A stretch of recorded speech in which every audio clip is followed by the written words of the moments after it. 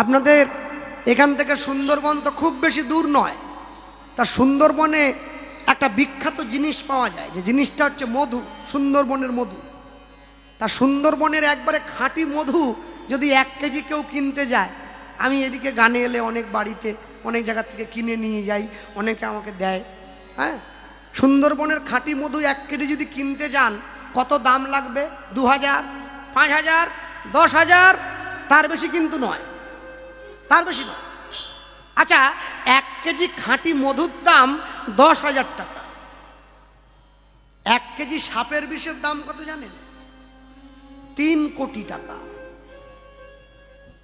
তাহলে জীবনে মনের মধ্যে কি পুষে রাখবেন, মধু না বিষ? মধু হলে কিন্তু দাম নাই, ওই 10,000 টানটুন করে, আর বিষ হলে 3 কোটি। মানুষ যদি মনে মধু রাখে কি লাভ হয়? তার সংসারটা শান্তিতে ভরে ওঠে, ঈশ্বরের চরণে যাওয়ার পথটা সুন্দর হয়। এটা মধু রাখার গুণ। আর মনে বিষ রাখলে কি হয়? লোকের সংসার ভাঙায়, নিজের ঘরে অশান্তি হয়, সব সময় ছেলে বৌমার সঙ্গে খিটখিট খিটখিট করে। এটা বিষ পুষে রাখার অ্যাকশন। আপনাকে ঠিক করতে হবে, চয়েস ইজ ইয়োর্স। ওটা আপনার উপরে দিয়ে দেওয়া হয়েছে, যে যেমন চাইবে ফল তার তেমনি। কেন?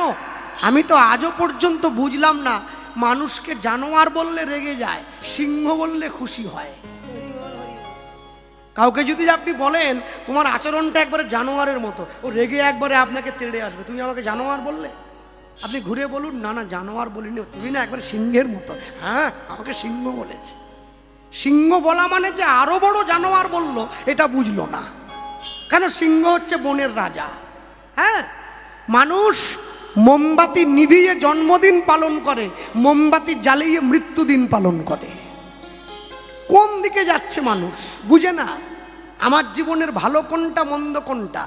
দেওয়ালের গায়ে যে ছবিটা টানানো আছে না, শিবের ছবি, কালীর ছবি, দেওয়ালের গায়ে যে ছবি টানানো আছে, মানুষ প্রত্যেক দিন গিয়ে ছবিটাকে প্রণাম করে, আমি যেন ভালো থাকি। আচ্ছা, ছবিটাকে ধরে রেখে যে পেরেকটা, তাকে কেউ একবারও সম্মান করে না। তোমার জন্যই ছবিটা আছে, নাহলে পড়ে যেত খুলে। যে আমাদেরকে সব দিয়েছে, স্ত্রী পুত্র সংসার পরিজন, যে বাড়ির ছেলে মেয়েরা মাধ্যমিক উচ্চ মাধ্যমিক পরীক্ষা দেয়, তারা 3 ঘন্টার পরীক্ষার উত্তর লেখার জন্য 2 বছর সময় দেয়। 9, 10 মাধ্যমিক, 11, 12 উচ্চ মাধ্যমিক। তাহলে 3 ঘন্টার পরীক্ষার উত্তর লেখার জন্য আপনি 2 বছর করে সময় দিচ্ছেন। আপনি মানব জীবনের উত্তর বের করবেন, নিজেকে কতক্ষণ সময় দিয়েছেন? সময় দেন? হ্যাঁ, সময় দিতে হবে তো। না যদি পারেন, অন্তত তার কথা মনে একটু চিন্তা করুন, এতেও সময় দেওয়া হয়। চলুন, অনেক কথা বলবার আছে। কমিটির ভাইয়েরা যারা আমাকে আসার পর থেকে এতক্ষণ পর্যন্ত আদর যত্ন করেছে, তো প্রত্যেকেই কম বয়সী, বেশি বয়সী আমি কাউকে দেখতে পাইনি। তাই যে যুব সমাজ, এদের মধ্যে যে এই ভগবানের চেতনা চৈতন্য প্রকাশ হয়েছে, আমি এর জন্য মহাপ্রভুর কাছে কৃতার্থ। সনাতন ধর্মকে রক্ষা করার জন্য এরকম যুব সমাজের দরকার। সনাতন ধর্মের অবস্থা বড় খারাপ। চলুন, অনেক কথা বলবার আছে, কথা প্রসঙ্গে সব বলা হবে। বলতে গিয়ে বলি, লীলা মাধুর্য পরিবেশন হবে। ভগবানের প্রিয় পাত্র হয়েও ভগবানকে পাওয়ার জন্য কত কষ্ট করতে হয়েছে। পরম কৃষ্ণ ভক্ত, কৃষ্ণ অনুরাগী, পরম বৈষ্ণব শ্রীল প্রেমানন্দের জীবনী কথা আমি বলতে গিয়ে একটুখানি বলি আপনাদের সকলকে। আজকে যে মা বসে আছেন মা কালীর পুজোতে, মা কালীর মন্দিরে, মায়ের স্বামী হচ্ছেন দেবাদিদেব মহাদেব। আর মহাদেব সব থেকে বেশি যেই স্থানে অবস্থান করে আছেন, জায়গাটার নাম হচ্ছে কাশী বিশ্বনাথ। সকলে জানেন আপনারা। হ্যাঁ, কাশীতে মহাদেবকে যেমনভাবে পাবেন, অন্য কোথাও তেমনভাবে পাবেন না। পুরীতে গিয়ে জগন্নাথকে যেইভাবে পাবেন, আমাদের দীঘায় কি সেইভাবে পাবেন? পাবেন না। বাঙালিকে বোঝানোই গেল না, আজও পর্যন্ত বুঝিয়ে উঠতে পারলাম না যে প্রসাদ নিতে গেলে মন্দিরে গিয়ে খালি পায়ে স্নান করে হাত পেতে দাঁড়াতে হয় ভিখারির মতো। প্রসাদ কোনোদিন রেশন দোকানে পাওয়া যায় না। বাঙালিকে বোঝানো গেল না। হ্যাঁ, 3টে খাজা আর 2টো গজা এ প্রসাদ নয়। এটা শুধুমাত্র মানুষের ভালোবাসা পাওয়ার জন্যে একটা কৌশল, এর বেশি কিছু নয়। মনে রাখবেন, সব সময়ের জন্য। ভক্তমণ্ডলী, ভক্তিমতী মায়েরা, এই প্রেমানন্দের বাড়ি ছিল কাশীধামের মেধাগ্রাম বলে একটা জায়গায়। প্রেমানন্দের বাবা হচ্ছে হরিদাস, ব্রাহ্মণ। ভগবান জীবের গুণ এবং কর্ম দেখে 4টে জাতির জন্ম দিয়েছেন। গীতায় বললেন, চতুর্বর্গং ময়া সৃষ্টম গুণ কর্ম বিভাগস। আমি জীবের গুণ আর কর্ম দেখে 4টে জাতির জন্ম দিয়েছি। ভগবানের মুখ থেকে ব্রাহ্মণ, বুক থেকে ক্ষত্রিয়, উরু থেকে বৈশ্য, চরণ থেকে শূদ্রের জন্ম হলো। আচ্ছা বলুন, আপনাদের ক্যানিং বাজারে আমার একটা মুদিখানার দোকান আছে, জানেন? নেই বলছি আর কি, নেই। ক্যানিং বাজারে মুদিখানা থাকলে আমি হরিনাম করি রাত জেগে, আমাকে ধরে কে? যাক, নেই বলছি। আমি সকাল 8টায় দোকান খুলি, রাত 10টায় বন্ধ করি, নামা খাওয়ার সময় হয় না। আমি আমার হয়ে আমার যে ব্রাহ্মণ আছে তাকে 10টা টাকা আর একটা মিষ্টির প্যাকেট আর নামগোত্রটা লিখে দিয়ে বলি, ঠাকুরমশাই একটু আমার হয়ে মায়ের কাছে পুজোটা দিয়ে দেন তো। এর জন্য ব্রাহ্মণের দরকার। ব্রাহ্মণকে নিন্দা করলে হবে না, এর জন্য দরকার। হ্যাঁ, আমি বলবো না সব ব্রাহ্মণ ভালো না, তেমন এটাও বলতে পারি না সব ব্রাহ্মণ খারাপ। আমি কজনাকে দেখেছি, আমি কজনাকে চিনি, কতটুকুই আমি জানি। খারাপ বলবো মানুষকে বলতে পারি না। ভক্তমণ্ডলী মায়েরা, এরপরে ক্ষত্রিয়। ব্রাহ্মণ কি করলো? দান দেন যজন অধ্যাপনা, সমাজকে রক্ষা করছে। ক্ষত্রিয় সে যুদ্ধ করে সমাজের শান্তি বজায় রাখবে। বৈশ্য সে ব্যবসা করে সমাজে অর্থের চাহিদা পূরণ করবে। সবার শেষে শূদ্র। হ্যাঁ, আমিও গোপাল কৃষ্ণ পাল, আমি কায়স্থ, কিন্তু আমি শূদ্র, আমি কুমোর পাল নই। আমাকে একজন জিজ্ঞেস, দাদা তাহলে আপনি কি কুমোর পাল? না, আমি কুমোর পাল না, আমি কায়স্থ। কিন্তু হলে কি হবে? আমিও শূদ্র, আমি ব্রাহ্মণ নই। তাহলে আমি ভগবানের পা থেকে জন্ম হয়েছি। এবারে বলুন, ভগবানের পা থেকে জন্মালে বুঝি ছোট হয়? মণ্ডল, নস্কর, হালদার এসব তো শূদ্র। তো ভগবানের চরণ থেকে জন্মালে ছোট হয়? বলে হ্যাঁ, পা থেকে জন্মালে ছোট হলো না? তাহলে পা থেকে জন্মালে যদি ছোটই হলো, তাহলে ভগবানের চরণ থেকে যে গঙ্গার জন্ম হয়েছে সেই গঙ্গাতে ডুব দেওয়ার জন্য ছুটে যাও কি জন্যে? ভগবানের চরণ থেকে গঙ্গার জন্ম হয়েছে। বিশ্বকবি রবীন্দ্রনাথ ঠাকুর বলছেন, আমি আসিব যাইব তোমার চরণও সেবিব। মাথা টিপে দেওয়ার জন্য আসবো বলেননি, পেটে হাত বোলাবার জন্য আসবো বলেননি, চরণ সেবা করবার জন্য আসবো। প্রেমানন্দের বাবা হচ্ছে হরিদাস, প্রেমানন্দের মা হচ্ছে সুদেবী। প্রেমানন্দের কাছে গিয়ে প্রেমানন্দের বাবা, যখন প্রেমানন্দের 8 বছর বয়স হলো, প্রেমানন্দকে জিজ্ঞাসা করছে, হ্যাঁ রে প্রেমানন্দ, ও বাবা বড় হয়ে কি হতে চাস একটু বলতো। ছেলে বলছে, বাবা আমি বড় হয়ে অনেক বড় পণ্ডিত হতে চাই। বা ভালো ভালো, পণ্ডিত হবি? আচ্ছা বাবা, লেখাপড়া করতে গেলে তো গুরুদেবের আশ্রমে যেতে হবে। আগেকার দিনে নিয়ম ছিল, ছেলে মেয়েরা লেখাপড়া করতে গেলে গুরুদেবের আশ্রমে যেতে হতো। কৃষ্ণ সুদামাকে পর্যন্ত গুরুদেবের আশ্রমে যেতে হয়েছে লেখাপড়া করবার জন্য। আর আমরা সামান্য, গুরুদেবের আশ্রমে যেতে হতো। ইতিহাস যারা পড়েছেন সকলে জানেন, গুরুদেবের আশ্রমের কটি ধাপ? 4টি।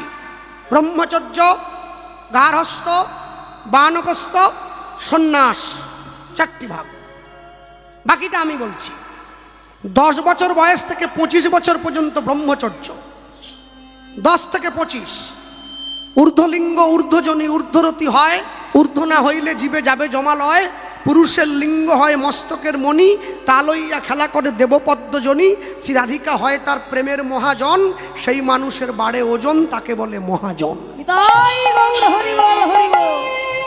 আমি সব ভেঙে বলতে পারবো না, যারা বোঝার তারা বুঝে নেন, জ্ঞানী গুণীজন বসে আছেন। 10 থেকে 25 ব্রহ্মচর্য। এরপরে গার্হস্থ, 25 থেকে 45 বিয়ে করবে, সংসারে আসবে, রোজগার করবে, স্ত্রীর দ্বারা সন্তান উৎপন্ন করবে, গুরু দীক্ষা নেবে, ভগবানের নাম গাইবে, সংসার প্রতিপালন করবে।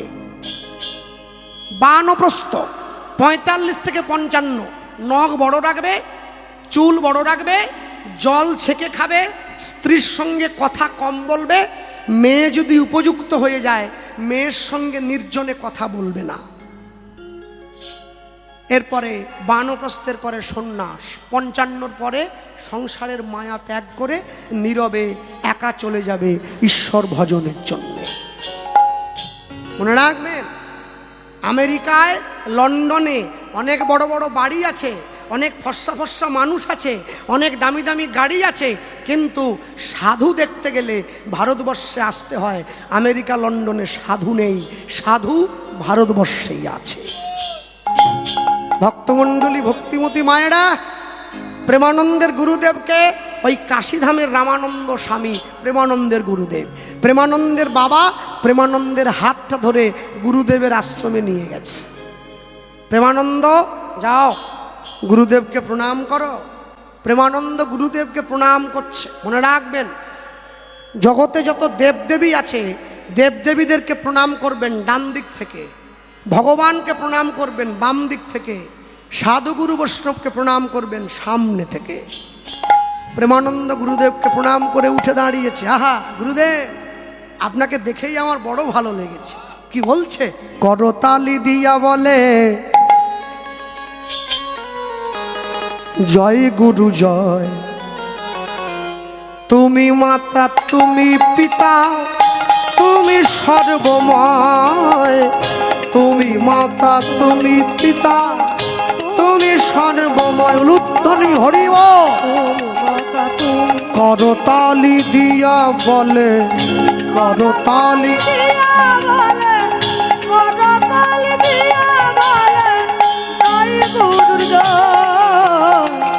তুমি মাতা, তুমি পিতা, তুমি সর্বময়, তুমি মাতা, তুমি পিতা, তুমি সর্বময়। করতালি দিয়া কহে, করতালি দিয়া একটু হাত তোলা যায়? আহা বাবা, তালি দেওয়া যায়? করতালি দিয়া বলে, করতালি দিয়া কহে, করতালি দিয়া বলে, করতালি দিয়া বলে জয় গুরু জয়, তুমি মাতা, তুমি পিতা, তুমি সর্বময়। উলুধ্বনি হরিব। তুমি মাতা, তুমি পিতা, তুমি সর্বময়। তুমি চন্দ্র, তুমি সূর্য,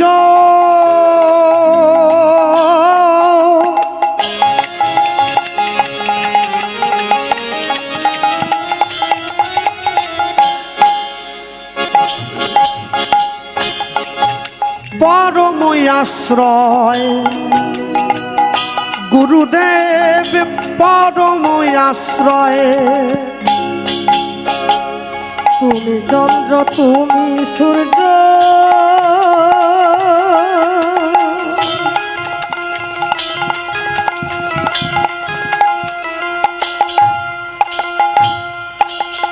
পরম আশ্রয় গুরুদেব,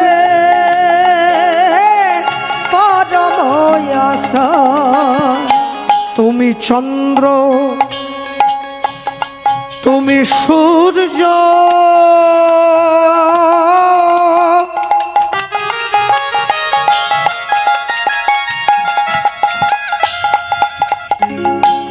পরম আশ্রয় গুরুদেব, পরম আশ্রয়।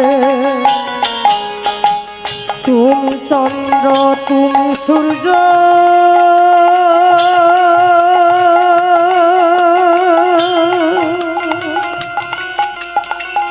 পরম আশ্রয় গুরুদেব, পরম আশ্রয়।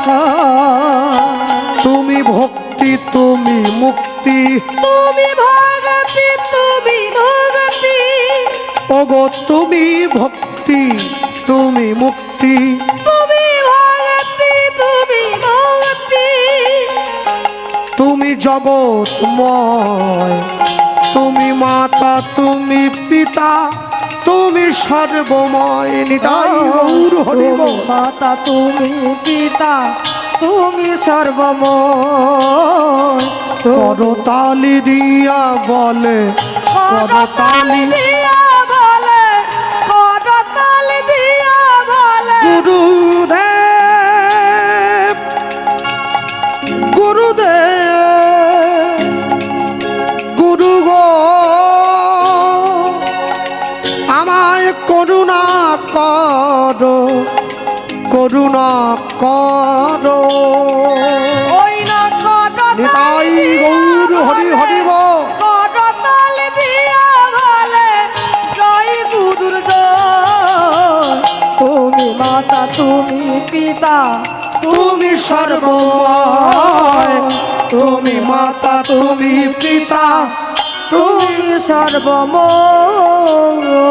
গুরু ব্রহ্মা গুরু ব্রহ্মা গুরু বিষ্ণু গুরু বিষ্ণু গুরুদেব মহেশ্বর মহেশ্বর গুরুদেব পরম ব্রহ্ম পরম ব্রহ্ম তস্मै শ্রী গুরবে নমঃ। গুরবে নমঃ।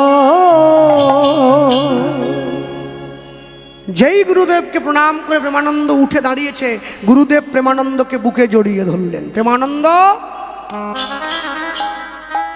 হ্যাঁ গুরুদেব, হ্যাঁ আচ্ছা তুমি যে এত ভালো ভালো কথাগুলো আমার সামনে দাঁড়িয়ে বললে বাবা, সত্যি কথা বলো তো, এই কথাগুলো কে তোমায় শিখিয়েছে? গুরুদেব, কেউ শেখায়নি। মিথ্যে নয়, মিথ্যে নয়। কেউ যদি না শেখায়, তুমি একটা 8 বছরের ছোট ছেলে, তুমি বলছো কি করে? গুরুদেব, আপনাকে দেখেই না আমার বড় ভালো লেগেছে। যাকে দেখিলে মুখে আসে কৃষ্ণ নাম, জানিবে সেই বৈষ্ণব, তাকে করিবে প্রণাম। তা আপনাকে দেখে আমার এত ভালো লেগেছে না, আমার মন থেকে কথাগুলো বেরিয়ে এসেছে। বিশ্বাস করুন, কেউ আমাকে শেখায়নি। বাহ বাহ বাবা, এইটুকু বয়স থেকে তোমার এত অনুরাগ। প্রেমানন্দ, আমি আশীর্বাদ করি বাবা, তোমার কৃষ্ণ কৃপা লাভ হোক। হরি বল হরি বল। হ্যাঁ, আশীর্বাদ তো একেই বলে। নাতনি তার ঠাকুমার পায়ে হাত দিয়ে প্রণাম করছে। নাতনির বিয়ে ঠিক হয়েছে তো, আজকে আইবুড়ো ভাত খেলো, ঠাকুমার পায়ে হাত দিয়ে প্রণাম করছে, ঠাকুমা আশীর্বাদ করছে। আশীর্বাদ করি তুই 100 ছেলের মা হ। এ আশীর্বাদ হইল? এ তো অভিশাপ। একটা নিয়ে পারেনি, গোটা পাড়া জ্বালি দিচ্ছে, বলে 100। আশীর্বাদ করবেন, সত্য কহিবি বিনয়ী হইবি, না করিবি পরধনে আস, ইথে যদি মুক্তি না মিলে জামিন রইল তুলসী দাস। পরের দেখে করে হায়, নিজের যা আছে সমূলে চলে যায়। হ্যাঁ, অমুক কীর্তনিয়ে 1 লাখ টাকা নিচ্ছে, আমার কেন 20,000 জ্বলছে। অমুকে দামি গাড়ি করে আসছে, আমার কেন মারুতি জ্বলছে। এ যত জ্বলবে তত আমার নিববে, আর যাকে নিয়ে জ্বলবে সে তত ফুলবে। তাকে দেখে হিংসে না করে নিজেকে তার জায়গায় নিয়ে যাওয়ার চেষ্টা করতে হয়, তবে একদিনকে ফল পাওয়া যায়। হ্যাঁ, যারা আমরা ভক্তিপথে এসেছি, হ্যাঁ, যারা আমরা ভক্ত হয়েছি, ভক্ত হওয়ার চেষ্টা করছি, আমাদেরও সব ব্যাপার নেই। হ্যাঁ, তিলক তো কি হয়েছে, এই যে কীর্তন করছি, সব জায়গায় আমাদের মাসে হচ্ছে নাকি? হ্যাঁ, কোথাও কোথাও হয়তো যখন কমিটিকে ফোন করে বললাম, দাদা বেগুন খাবো না, কমিটি অলরেডি রান্না করে ফেলেছে বেগুন দিয়ে শুক্তো, ফেলবে আমার জন্য? বলবো এক গামলা রান্না হয়েছে, শুক্তো থাক, বেগুনগুলো তুলে নে, দল আসতে দেরি আছে। বেগুন তুলে খালি শুক্তো নিয়ে এসেছে। বেগুন, হ্যাঁ দেখুন বেগুন একটা কিছু একবারে, আপনি ফোন করে বলেছেন বেগুন কি দেব, ভাবলেন কি করে? বেগুন নেই, বেগুনের বীজ এগুলো আছে, ওগুলো তুলে ফেলা সম্ভব না, ওগুলো থাকবে, ছালগুলো তুলে দিচ্ছি। আমি বললাম দাদা এই যে বেগুনের বিচিগুলো দেখছি ছোট ছোট, বলছে ওটা আপনি রাগ করবেন না, ওই পাশে রান্না হচ্ছিল, ছিটে এসে পড়েছে, ছিটে এসেছে, ছিটে এসেছে, ও খেলে দোষ নাই, ও ছিটে আসা পড়লে দোষ নাই, ও কান কান কান। মাঝে মাঝে দেখি আবার বরবটিও পড়ে একটা, পটলও পড়ে যাচ্ছে। আমাদের তো নিয়ম সেবা অনেক আগেই গাছে উঠে গেছে। তারপরে এখানে হয়তো নিরামিষ বাসন কোসনে রান্না কান্না করে হয়তো সব জায়গাতে অনেক অনেক জায়গায় দেয়, অনেক অনেক জায়গায় দেখি ডেকোরেটরের কাছ থেকে নিয়ে এসছে কড়া, একবারে ঘি মাখি, আগের দিন ফিস্টি হয়েছে মাংস, পরের দিন কীর্তন দলের জন্য একবারে সাঁটি রান্না করে দিচ্ছে, বুঝলেন? কি আর করব, কিছু করার নেই। আসল কথা কি, কথা হলো এইটা, আমাদের মধ্যেও এখন ইদানিন্তন দেখা যাচ্ছে অনেক ফাঁক ফোকর বেরিয়ে পড়েছে। কীরকম দেখুন, আপনি যারা অনেক সেই মাকে দেখছি মন্দিরে, এই মা বসে আছে, আপনাদের কালো তিলক আছে, অনেকে আমারও নিত্যানন্দ পরিবার কালো তিলক, অনেকে দেখতে পাই সাদা করে ঘুরছে, তা তার পাশ দিয়ে যাচ্ছি, সে আমাকে এই যে হরে কৃষ্ণ, আরে কিছু বলবেন, এ তিলক কোথাকার? আমি বললাম যে এই তো রাধাকুণ্ডের মাটি, তা কি? কালো তিলকে খুব একটা ভক্তি হয় না, সাদা করবে, সাদা। দেখেছেন তিলক নিয়ে মারামারি লেগে পড়েছে, সাদা না কালো এই নিয়ে। হ্যাঁ, একজনে আবার ডাক দিয়ে বলে আপনি কত নামমালা করেন দিনে? বলে আমি ওই কত হবে 1-2 গ্রন্থি, আমি প্রত্যেক দিন 60,000। পারবেন? পারবেন? একে বলে ভজনীয় অহংকার। আপনি যত এই ভজন নিয়ে অহংকার করবেন তত নিচের দিকে নিম্নগামী হতে থাকবেন। কারও ভজন নিয়ে অহংকার করা যাবে না। হরি বল, হরি বল। জীবনে অহংকার নামক বস্তুটাকে একেবারে দূরে সরিয়ে দেন। যত মাটির সঙ্গে মিশে চলতে পারবেন তত নিজেকে সুখী অনুভব করবেন। যত মাটির থেকে ওপরে হাঁটবার চেষ্টা করবেন তত পড়ে গিয়ে পা ভেঙে যাওয়ার ভয় থাকে বেশি। প্রেমানন্দ গুরুদেবের কাছে দাঁড়িয়েছে, গুরুদেব বলছে হ্যাঁ রে বাবা, আমাদের আশ্রমে থাকতে গেলে কিন্তু নিয়ম আছে বাবা। হ্যাঁ গুরুদেব, কি নিয়ম? নিয়ম থাকবে না? আশ্রমে বাসন মাজা, ঠাকুরের জন্য ফুল তোলা, মালা গাঁথা, মন্দির পরিষ্কার করা, তুই কোনটা পারবি? প্রেমানন্দ বলে আপনি যেটাই দেবেন আমি সেটাই রাজি আছি। বলুন বলুন। বলছে না, এই তো কার্তিক মাস চলে এসেছে, কদিন পরে আবার অঘ্রাণ মাস পড়বে, মাঘ মাস পড়বে, আবার খুব ঠান্ডা, দরকার নেই, অত ভোরে উঠে তোকে চান টান করে মন্দির মুছতে হবে না, এই নে ধর। প্রেমানন্দের হাতে গুরু রামানন্দ স্বামী ভিক্ষার ঝুলিটা ধরিয়ে দিয়ে বলছে প্রেমানন্দ ভিক্ষা করতে পারবি? হ্যাঁ, ভিক্ষা করা কোনো কাজ? দেন, আমি যাচ্ছি লোকের বাড়ি, দাঁড়া এদিকে। সব জায়গায় ভিক্ষা করার আমার আশ্রমে ভিক্ষা করা এক নয় বাবা। কেন? আমার আশ্রমে ভিক্ষা করার নিয়ম আছে। নিয়মটা কি? আমার আশ্রমে ভিক্ষা করার নিয়মটা হলো প্রত্যেক দিন 21টা করে বাড়িতে যেতে হবে, প্রত্যেকটা বাড়ির থেকে 1 মুঠো করে ভিক্ষা নিতে হবে, একটু বেশিও নয় একটু কমও নয়।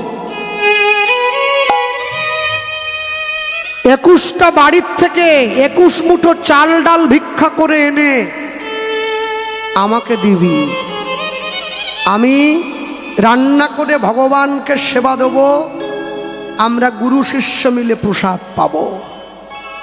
ভক্তমণ্ডলী, ভক্তিমতী মায়েরা, আমি সব জায়গায় যে কথাটা বলি আপনাদের এই স্থানে আমি প্রথম এলাম, আজও বলছি। অনেক অনেক জায়গায় আপনাদের 24 পরগনায় হরিনামের বাসরে গেলে দেখা যায় সকলের জন্য খাওয়ার ব্যবস্থা আছে। যারা কীর্তন শুনতে আসছে দুপুরে এবং রাত্রিতে সকাল খাওয়ার ব্যবস্থা। আচ্ছা, কীর্তন করে যখন আমি আসর থেকে নামছি, তারা দূর দূর থেকে কিছু বৈষ্ণব ভক্তরা এসছিল, তারা দেখি মুখ শুকনো করে বাড়ি যাচ্ছে। আমি হাত ধরে ডাক দিলাম, বাবা আপনি খেলেন না? বলছে খিদে তো পেয়েছে বাবা, কিন্তু প্রসাদ তো হয়নি, কি করে পাবো, তাই চলে যাচ্ছি।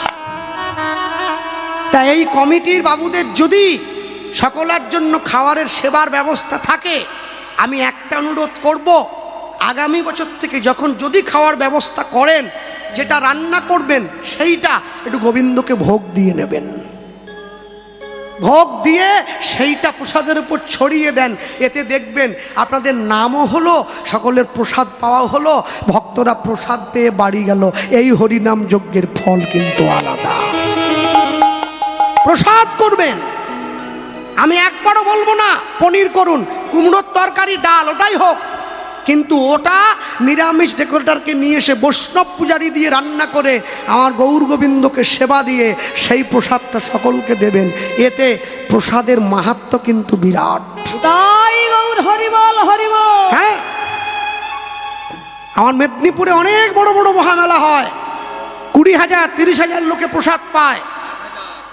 এমনও মহামেলা হয় যেখানে একসঙ্গে প্রসাদ পাচ্ছে 50 থেকে 60,000 ভক্ত। কিন্তু সেই মহামেলায় আপনি কোনো আমিষের দোকান পাবেন না, কোনো ডিম চাউমিন পাবেন না, যা পাবেন সব ভগবানের প্রসাদ। ভক্তমণ্ডলী মায়েরা প্রেমানন্দ ভিক্ষার ঝুলিটা নিয়েছে, 21টা বাড়িতে যেতে বলেছে গুরুদেব। যারা সাধু হয়, গেরুয়া পোশাক পরে, বড় দাড়ি, বড় জটা, প্রকৃত সাধু কোনো দিন 5 বাড়ির বেশি ভিক্ষে করে না, পাক আর না পাক। যে প্রকৃত বৈষ্ণব হয়েছে, মঠে মন্দিরে থাকে, ডোর কৌপিন বহির্বাস পরে, প্রকৃত বৈষ্ণব কোনো দিন 11টা বাড়ির বেশি ভিক্ষা করে না, পাক আর না পাক। যে প্রকৃত ভক্ত হয়েছে, গোবিন্দকে সেবা দিয়ে প্রসাদ পায়, প্রকৃত ভক্ত কোনো দিন 21টা বাড়ির বেশি ভিক্ষে করে না, পাক আর না পাক। কিন্তু আমার মতো ভিখারি আমি করি না, বলছি আর কি।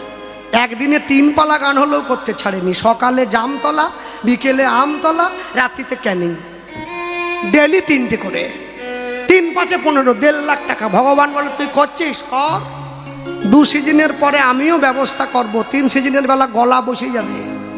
শুনেছি মেদিনীপুর থেকে ভেলুর নাকি কাছে হয়, একটা সিট বুকিং করব, যা টাকা রোজগার করছিলি বস্তা পুড়ে ডাক্তারকে দিয়ে দিতে হবে। লোভে পাপ, পাপে মৃত্যু। হ্যাঁ, প্রেমানন্দ ভিক্ষার ঝুলিটা নিয়ে চলে যাচ্ছে ভিক্ষা করবার জন্যে। আমার শ্রী গোবিন্দের সেবার তরে তোমরা ভিক্ষা দাও। উলুত্তনে আমার শ্রী গোবিন্দের সেবার তরে তোমরা ভিক্ষা দাও। আমার শ্রী গোবিন্দের সেবার তরে তোমরা ভিক্ষা দাও। প্রেম তণ্ডুল দিয়ে, তণ্ডুল দিয়ে তোমরা আমায় জন্মের মতো কিনে লও। প্রেম তণ্ডুল দিয়ে তোমরা আমায় জন্মের মতো কিনে শ্রী গোবিন্দের সেবার তবে তোমরা ভিক্ষা দাও।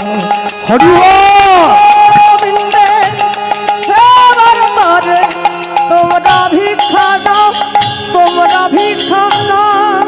এবার নিজের তরে চাই নয় আমি,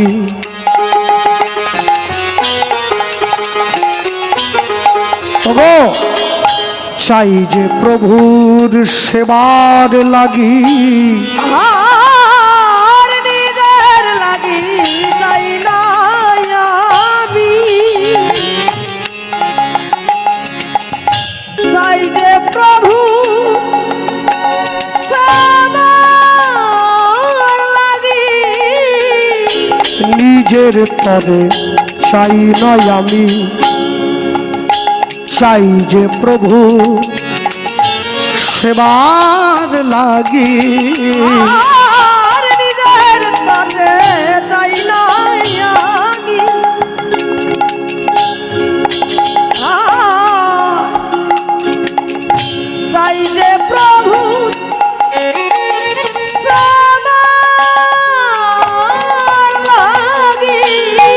গো বড়ই কাঙাল, তাই বারে ওই না বড়ই কাঙাল, তাই বারে আমি বড়ই কাঙাল, তাই বারে আমি বড়ই কাঙাল, তাই বারে তোমাদের তারে আসি, ওই না বড়ই কাঙাল, তাই বারে তাই তোমাদের তারে আসি, শ্রী গোবিন্দের সেবার তরে তোমরা ভিক্ষা দাও। উলুধ্বনি হরিব। গোবিন্দের সেবার তরে তোমরা ভিক্ষা দাও। শ্রী গোবিন্দের সেবার তরে তোমরা ভিক্ষা দাও। আমায় তোমরা ভিক্ষা দাও, তোমরা ভিক্ষা দাও। আমায় তোমরা ভিক্ষা দাও, তোমরা ভিক্ষা দাও। আমায় তোমরা ভিক্ষা দাও। তোমরা ভিক্ষা দাও। মুষ্টি ভিক্ষা করিয়া যায় প্রেমানন্দ, জয় প্রেমানন্দ। তা দেখিয়া গুরুদেবের প্রাণে বড়ই আনন্দ। বড়ই আনন্দ।